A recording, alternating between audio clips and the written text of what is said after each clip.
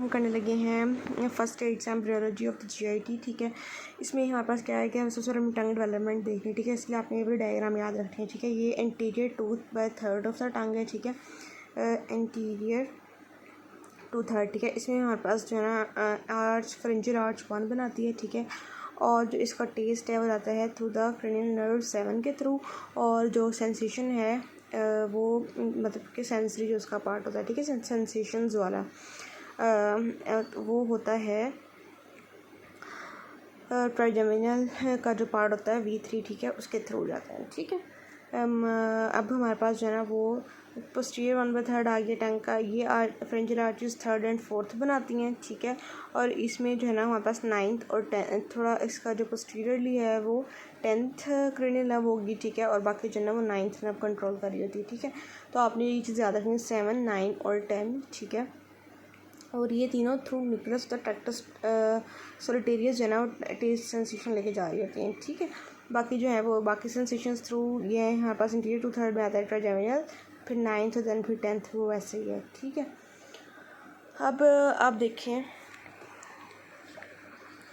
जो ये है हमारे पास कि first फ्रेंजियल arch forms interior 2/3 of the टंग, हम पढ़ चुके हैं। सेंसेशंस आती हैं थ्रू, हमने देखा है ट्राइजेमिनल के थ्रू, टेस्ट आता था थ्रू 7 के साथ जाता है। ठीक है, 3rd and 4th फ्रेंजियल आर्चेस बनाती है posterior 1/3 of the tongue and sensations and taste mainly through cranial nerve 9 and extreme posterior through 10th। ठीक है, मोटर इनर्वेशन जो है वो इसकी होगी थ्रू क्रेनियल नर्व 12।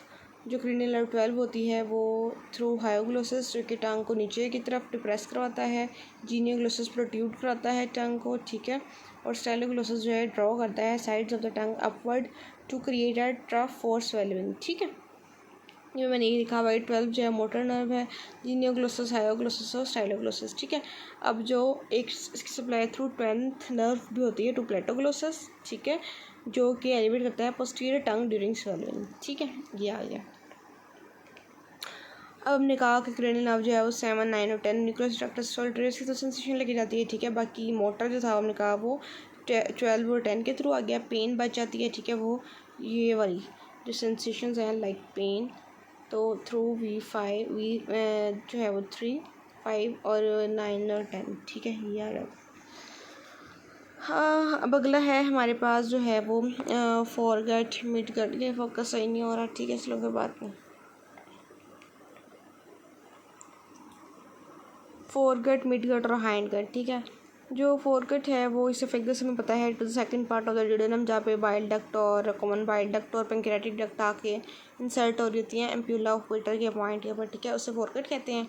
और हमारे पास जो है वो 4 हफ्ता और 1 महीना और फिर 2 वीक्स और मतलब 6 वीक्स तक जो है ना वो स्टमक रोटेट करता है 90 डिग्री क्लॉकवाइज। ठीक है, ये चीज़ आपने याद रखनी है, ये एम्ब्रियोलॉजी की है। ठीक है, और लेफ़्ट वेगस है वो एंटीरियरली आ जाती है और राइट वेगस है वो पोस्टीरियरली आ जाती है। ठीक है, इसका जो मैंने मॉनिक बनाया वो है LA लॉस एंजलिस। ठीक है, जो लेफ़्ट वेगस नर्व है वो आएगी इंटीरियरली और इसका बनाया है मैंने रिप, तो राइट जो है वेगस नर्व वो पोस्टीरियरली चली जाती है। ठीक है, मिडगट जो है वो लोअर ड्यूडेनम से लेके फिर proximal 2/3 of the transverse colon तक जाती है। ठीक है, इसमें हमारे जो 6वां हफ्ता होता है यहाँ से ही था ना, इसमें 90 डिग्री क्लॉकवाइज रोटेट करके फिर जो फिजियोलॉजिकल हर्निशन होती है मिडगट की थ्रू द अम्बिलिकल रिंग। ठीक है, और जो 10th वीक ऑफ डेवलपमेंट होती है उसमें 6वें हफ्ते में वो फिजियोलॉजिकल हर्निएशन होती है मिडगट की अम्बिलिकल रिंग के थ्रू जाना, वो मिडगट हर्निया बन के बाहर आ जाती है। ठीक है, और दूसरे हफ्ते में यही चीज़ जो है वापस ले जाती है। ठीक है,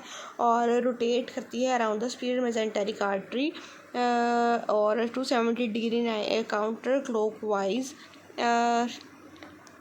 जो है 90 डिग्री बिफोर 10th वीक। जब नया पड़ा था कि स्टमक 90 डिग्री जो है वो क्लॉकवाइज रोटेट कर रहा था। ठीक है, टोटल 270 डिग्री काउंटर क्लॉकवाइज है क्योंकि बाकी जो 90 में से में अगर 180 आएगा तो 271 था। ठीक है, जो रिमेनिंग 180 है 10th वीक में विच when contents retract back into the abdominal cavity, तो ओवरऑल काउंटर क्लॉकवाइज 270 डिग्री आ जाती है। ठीक है, ये मैंने लिखा हुआ है 90 degree rotate before 10th week. ठीक है, यानी कि 6th वीक में रिमेनिंग 180 डिग्री काउंटर क्लॉकवाइज, तो टोटल हमारे पास 270 हो जाती है। ठीक है, और कंटेंट्स वापस आ जाते हैं एब्डोमिनल कैविटी में। बाकी जो हाइंडगट है ये भी वही लिखा हुआ है कि 6th वीक में फिजियोलॉजिकल हर्निशन होती है, 10th में वापस आ जाती है। ठीक है, 2070 काउंटर क्लॉकवाइज वाली बात हो rotation around the superior mesenteric artery. Hindgut जो है वो distal 1/3 of the transverse colon to the anal canal above pectinate line, ठीक है। अब ये हमारे पास फेरेंजियल रीजन है, ठीक है, देखा सी टंग होती है, फिर आगे फोरगट आ गई है, ठीक है, फिर ये आती है हमारे पास मिडगट और रेड वाली हमारे पास हाइंड गेट है, ठीक है। अब हमें पता है पहले सीलियक ट्रंक करी होती है, ठीक है, देन 2/3 तक हमारे पास जो है ना वो फिर फोरगट है, ठीक है। सेकंड पार्ट ऑफ ड्यूडेनम को फिर transverse 2/3 of the approximate 2/3 of the colon तक होती है स्पीड मेसेंटेरिक आर्टरी, और फिर उसके बाद जो है ना वो पेक्टिनेट लाइन तक हाइंड गेट होती है, उसको सप्लाई करती है इंफीरियर मेसेंटेरिक आर्टरी, ठीक है। ये फोरगट है सारी, ठीक है। ड्यूडेनम के सेकंड पार्ट तक जो आएगी वो हैगी मिडगट ट्रांसफर्स मेसोकोलोम सेकंड पार्ट से शुरू होकर फिर जो आगे होती है वो होती है हमारे पास सारी स्मॉल इंटेस्टाइन और लार्ज इंटेस्टाइन अप टू 2/3 तक, ठीक है। फिर आती है मिडगट और फिर आती है हमारे पास हाइंड गट, ठीक है। और फिर इसको सप्लाई करता है सीलियक ट्रंक, इसको स्पीरियर मेसेंटेरिक आर्टरी और इसको इंफीरियर मेसेंटेरिक आर्टरी, ठीक हो गया। अब है हमारे पास वेंट्रल जो है वो वॉल डिफेक्ट्स आ जाते हैं, ठीक है। वे बहुत ईजी है, इसमें कुछ भी नहीं है, ये सारा वो पीड्स वाला सिस्टम है, ठीक है। डेवलपमेंटल डिफेक्ट होता है due to failure of the rostral fold अगर होगा तो ये यहाँ पास आती है रोस्ट्रल होती है फोल्ड, उसमें आती है एक लेटरल वॉल होती है, ठीक है, और एक होता है हमारे पास कॉर्डल फोल्ड, ठीक है। रोस्ट्रल में आती है स्टर्नल वॉल डिफेक्ट्स, इसमें आती है हमारे पास स्टर्नम का डिफेक्ट या फिर एक्टोपिया कॉर्डिस, ठीक है। लेटरल वॉल में आती है हमारे पास एम्फेलोसील और गैस्ट्रोशियसिस, तो ये एम्फेलोसील और गैस्ट्रोशियसिस जो है दोनों लेटरल फोल्ड वाले आ जाते हैं, ठीक है। तीसरे में आता है कॉर्डल फोल्ड, उसमें आता है ब्लैडर एक्सिस ट्रॉफिन, ठीक है।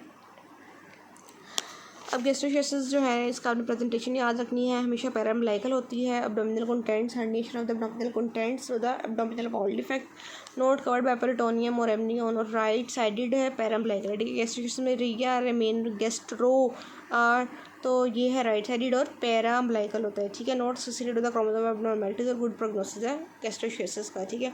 एपिडर्म फेलोसील है, herniation of the abdominal contents of the umbilicus through umbilicus है ये, ठीक है। Covered by peritoneum and amnion, light grey shiny sac होती है, मिड लाइन होती है, मेम्ब्रेन कवर्ड होती है, associated with the congenital abnormalities like trisomies 13 and 18 Edward और जो टाउ वाली चीज़ ना वो वाले सिंड्रोम्स के साथ होती है। बैक विद वेडमैन सिंड्रोम है, ठीक है, ये भी आपने याद रखना है, ठीक है।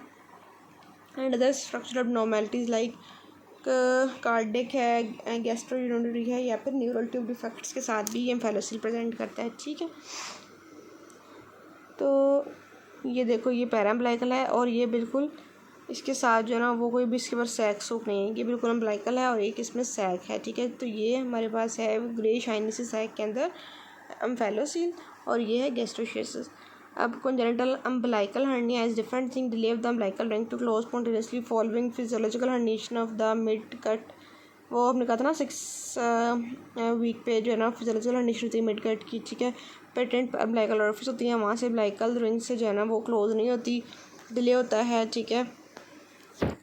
अब इसके ऊपर प्रॉपर स्किन होती है, ठीक है। प्रोट्यूड्स विद इंट्रा एब्डोमिनल प्रेशर, मतलब ये अंडर द स्किन होती है, ठीक है।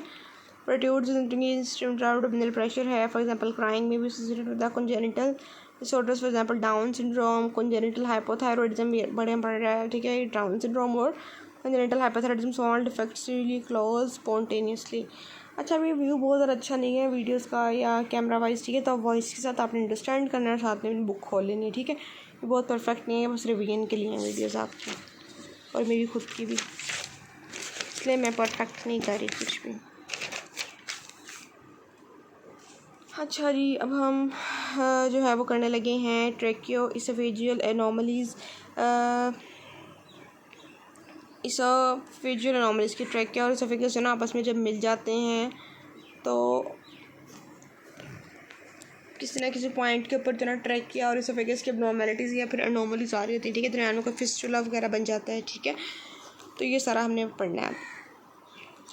अब उसने कहा इसोफेजियल एट्रेजिया मतलब इसोफेगस जो है वो पहले ही ख़त्म हो जाए, ठीक है, और जो है ना इट्रेजिया मीन्स कि वो थोड़ा मतलब डेवलपमेंटली नॉर्मली ग्रो ना करे। इट्रेजिया हो जाए उसका विद डिस्टल ट्रैकियोएसोफेजियल फिस्टुला, फिर बाद में जो है ना वो मतलब पहले वो इट्रेजिया कर रही है, बाद में वो फिस्टुला बना लेती है। ठीक है, ये देखो जिस तरह के यहाँ पर ये एसोफेगस पॉइंट पे ख़त्म होगी इसका इट्रेजिया, और यहाँ पे वो फिर ट्रैक कंटिन्यू करी है मिलके ट्रैकिया के साथ। ठीक है, तो ट्रैकियोएसोफेजियल फिस्टुला बन जाता है। ठीक है, आपने डेफिनेशन बतानी है ट्रेजिया की उसमें कमेंट्स में। एसोफेजियल ट्रेजिया विद डिस्टल मतलब पहले एसोफेजियस जो है वो उसका ट्रेजिया हो गया यहाँ पर, और बाद में इसने फिस्टुला बना लिया। वो distal tracheoesophageal fistula is the most common 85% है हमारे पास इसकी एटियोलॉजी। मो and often present as polyhydramnios in uterus due to inability of foetus to swallow amniotic fluid. ठीक है, तो जो एमनियोटिक पॉलीहाइड्रामिनोस वाले होते हैं बच्चे, उनमें ये सारा मसला होता है। Neonates drool choke and vomit with. अब देखो उसने एमनियोटिक फ्लूइड को चालू नहीं किया, पॉलीहाइड्रामिनोस है, तो बच्चे वही जो एमनियोटिक फ्लूइड जो है ना उसकी वजह से उसको वोमिट भी हो सकती है। विद फर्स्ट फीडिंग जो है वो चोक करते हैं, ड्रूल एंड वोमिट। ठीक है, ट्रैकियोएसोफेजियल फिस्टुला मतलब जिनके ट्रैकियोएसोफेजियल फिस्टुलास बने होते हैं वो जब उनको पहला फीड हम कराते हैं ना तो वोमिट स्टार्ट करते हैं, उनको सांस लग जाता है, चोकिंग स्टार्ट हो जाती है। ठीक है, तो tracheoesophageal fistulas allow air to enter stomach, और फिर उसकी वजह से जो है ना वो एयर स्टमक के अंदर जाती है। जब वो सांस लेते हैं फिस्टुला बना होता है तो एयर जाएगी स्टमक में, visible on the chest x ray. जब हम चेस्ट एक्सरे कराते हैं तो हमें समझ आ जाती है कि क्या मस्त वो एयर है स्टमक में, तो मतलब कोई फिस्टुला बना हुआ था। ठीक है, साइनोसिस सेकेंडरी टू लारिंजियोस्पैज्म। अब एक तो उसका लारिंजियोस्पैज्म होगा, लारिंजियोस्पैज्म होता है to avoid reflux related aspiration. ठीक है, जब गर्ड होता है एस्पिरेट करने का खतरा होता है तो उस वजह से लारिंजियोस्पैम हो जाती है। ठीक है, जब सी लारिंजियोस्पैम होती है तो साइनोसिस भी हो जाती है। Clinical test failure to pass NG into the stomach. जब हम क्लिनिकल टेस्ट हम एनजी पास करते हैं तो स्टमक में नहीं जाएगी क्योंकि फिस्टुला बना हुआ है। ठीक है, associated with the vector and vectoral defects है, वेक्टर एंड वेक्टरल डिफेक्ट्स। ठीक है, in H type the fistula resembles the letter H, ये हमें देखना है। ठीक है, अभी in H type the fistula remembers the letter H, और H in H type fistula I think so ये एच टाइप फिस्टुला है। ठीक है, ये ऐसे, और in pure oesophageal atresia chest X-ray shows, अगर कहते हैं प्योर एसोफेजियल इट्रेजिया हो ना तो वो गैसलेस एब्डोमेन होती है, लेकिन जब वो इट्रेजिया ना हो फिस्टुला हो तो फिर हमारे पास गैस इन द एब्डोमेन वो शो होती है। ठीक है, नॉर्मल एनाटमी है, गैस्ट्रिक बबल होता ही है स्टमक में। ठीक है, ट्रैकिया है, ये एसोफेगस है। ठीक है, ट्रैकिया और ये एसोफेगस। अब ये ट्रैकिया है, ये एसोफेगस है। ठीक है, ये इट्रेजिया है या फिर स्टेनोसिस है। ठीक है, तो इसमें हमारे पास क्या होता है कि गैसलेस स्टमक हो जाती है। ठीक है, जो कि नॉर्मल नहीं है, नॉर्मली गैस्ट्रिक बबल होता है। ठीक है, और प्योर ट्रैकियोएसोफेजियल में ये एच टाइप है, और यहाँ पे प्रोमिनेंट गैस्ट्रिक बबल मतलब गैस्ट्रिक बबल ज़्यादा हो गया। ठीक है, और एसोफेजियल विद डिस्टल ये प्योर TEF है, ये oesophagus with distal TEF most common, ज़्यादा कॉमन होता है। ठीक है, ये वाला जो इसमें HD बना है, पहले ट्रेजिया फिर ये डिस्टल फिस्टुला बना हुआ है। अच्छा, आगे है हाइपरट्रॉफिक पाइलोरिक स्टेनोसिस। ठीक है, ये नॉर्मल पाइलोरिक चैनल है और थिकन्ड एंड लेंथन्ड पाइलोरस दिखाया हुआ है। ठीक है, ये रहा पाइलोरस जो है ये कार्डिक स्फिंक्टर होता है, पाइलोरिक स्फिंक्टर होता है, ये थिकन्ड और लेंथन्ड हो गया। अब इसमें मोस्ट कॉमन का होता है gastric outlet obstruction in infants, palpable olive shaped mass due to hypertrophy and hyperplasia of the pyloric sphincter muscle in epigastric region, visible peristaltic waves हैं, and non bilious projectile vomiting at 2 to 6 week. ठीक है, non bilious projectile vomiting आती है, visual peristaltic waves आती हैं 2 to 6 weeks old में, more common in the first born males, associated with exposure to the macrolide antibiotics तो देते हैं ना, उसमें वापस ही मसला हो सकता है। ठीक है, results in the hypokalaemic hypochloraemic metabolic acidosis secondary to vomiting of the gastric acid and subsequent volume contraction. ठीक है, वॉमिटिंग में हम पढ़ते थे कि ये MCQ भी आता था, पाइलोरिक स्टेनोसिस वाले पेशेंट में, गैस्ट्रिक ऑब्स्ट्रक्शन वाले गैस्ट्रिक आउटलेट ऑब्स्ट्रक्शन वाले पेशेंट्स में loss due to loss of the जो है ना वो हमारे पास आई थिंक इलेक्ट्रोलाइट्स वगैरह। यहाँ पे मेटाबॉलिक एल्कोलोसिस होता है, ठीक है, हाइपोक्लेमिक और hypochloraemic due secondary to vomiting of the gastric acid, क्योंकि गैस्ट्रिक एसिड प्रोटोन जो लॉस हो रहा होता है, ठीक है, gastric acid and subsequent volume contraction. Ultrasound shows thickened and lengthened pylorus. Treatment है surgical incision of the pyloric muscles या फिर पाइलोरोमायोटमी, ठीक है, गुड। अब इंटेस्टाइनल एट्रेजिया जो है इसमें बिलियस वोमिटिंग होती है एंड एब्डोमेन डिस्टेंडेड होता है। बच्चा आएगा, उसका पेट फूला होगा, ग्रीन कलर की, वो उल्टी कर रहा होगा पहले 2 दिन में ही, ठीक है। तो ड्यूडेनल एट्रेजिया हो सकता है या फिर ड्यूडेनल एंड इलियल एट्रेजिया, ठीक है। इंटेस्टाइन में ड्यूडेनम वाला भी हो सकता है। ड्यूडेनम वाला जब होगा तो failure to recanalise lumen from solid cord stage से वो एक ल्यूमन जो है वो उसमें प्रॉपर रीकैनालाइज नहीं हो रही होती, ठीक है। एक्सरे में फिर डबल बबल आती है जिसमें एक तो स्टमक डायलेट हुआ होता है, साथ में ड्यूडेनम भी, प्रॉक्सिमल ड्यूडेनम भी होती है, ठीक है। तो डबल बबल साइन आ रही होती है, ठीक है। एसोसिएटेड विद डाउन सिंड्रोम, और ये डाउन सिंड्रोम के पेशेंट्स में डबल और डाउन सिंड्रोम और ड्यूडेनल एट्रेजिया, ये निमोनिक भी है, ठीक है। जूजिनल और इलियल एट्रेजिया में क्या होता है कि जो मेसेंटेरिक वेसल्स हैं, स्पीरियर मेसेंटेरिक आर्टरी टिपिकली, ठीक है, इसमें डिसरप्शन आती है स्पीरियर मेसेंटेरिक आर्टरी, ठीक है, जूजिनम और इलियम वाले पॉइंट पर। Duodenum small intestine mid gut वाला, ठीक है। Ischaemic necrosis of the foetus intestine, segmental resorption, bowel becomes discontinuous, bowel discontinuous हो जाती है, सेगमेंटल रिजॉर्प्शन होती है एक बाउल की, ठीक है, बाउल डिसकॉन्टीन्यूस हो रहेगी। एक्सरे में show triple bubble dilated stomach, duodenum and proximal jejunum and gasless colon, ठीक है। Dilated stomach, duodenum and proximal jejunum, बाकी गैसलेस हमें जो है कोलोन मिलती है। Associated with the cystic fibrosis and gastroschisis, ठीक है। तो जो गैस्ट्रोशियसिस वाले मरीज़ हैं और सिस्टिक फाइब्रोसिस वाले उनमें होती है। सिस्टिक फाइब्रोसिस हमें पहले पढ़ चुके हैं, ठीक है, आगे भी पढ़ेंगे। और गैस्ट्रोशियसिस जो है वो हमने पीछे पढ़ा था उसमें एम्ब्रियोलॉजी में, ठीक है। में भी cause by maternal tobacco smoking और use of the vasoconstricted drugs, for example cocaine during pregnancy, ठीक है। तो ये भी आपने कर लिया, ये भी कर लिया, ठीक है। अब एम्ब्रियोलॉजी जो है फर्स्ट एड से कंप्लीट हो गई है। इसकी जितने भी एमसीक्यूज़ आएंगे मैं आपसे डिस्कस करूँगी इंशाल्लाह। और वॉइस पे आपने ज़्यादा देना है, ख़ुद बुक खोल के खुद पढ़ना है, ठीक है। और ये वेक्टरल डिफेक्ट्स वाली एक चीज़ ये हमने देखनी है, ठीक है। और इसके अलावा आपने जो है ना वो जहाँ पे कन्फ्यूजन हो गया, पल्पेबल ऑलिव शेप्ड मैस जब भी आएगा तो आपने हाइपरट्रॉफिक पाइलोरोस्टोसिस पे जाना है। नॉन बिलिस वॉमिटिंग आती है, प्रोजेक्टाइल होती है, 2 to 6 वीक्स ओल्ड वाला लंबे बच्चा आता है, मेटाबॉलिक एल्कोलोसिस के साथ आएगा, ठीक है। और सर्जिकल सीन कर देनी है।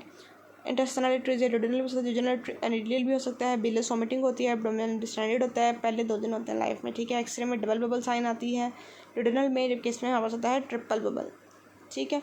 और जो मदर्स टोबैको लेती हैं या फिर vasoconstricted drugs like cocaine during pregnancy, ठीक है। तो बड़ा इंपॉर्टेंट सी चीज़ें हैं। पीछे हमने पढ़ा था गैस्ट्रोशियसिस और एम्फेलोसील, ये अच्छे से पढ़ लिया था। कंजेनिटल अम्बिलिकल हर्निया, फिर टंग की डेवलपमेंट, और ये normal GIT embryology foregut midgut hindgut, ठीक है। फिर वो 96 वीक्स पे जो मिडगट होती है वो फिजियोलॉजिकल हर्निएशन होती है, उसकी 10 वीक वापस आ जाती है, काउंटर क्लॉकवाइज 260 डिग्री, और ये सारा, ठीक है। फिर सीरिक ट्रंक, फिर अंडर रिकार्टरी, फिर अंडर रिकार्टरी। उम्मीद है आपको थोड़ी बहुत समझ आई होगी इंशाल्लाह।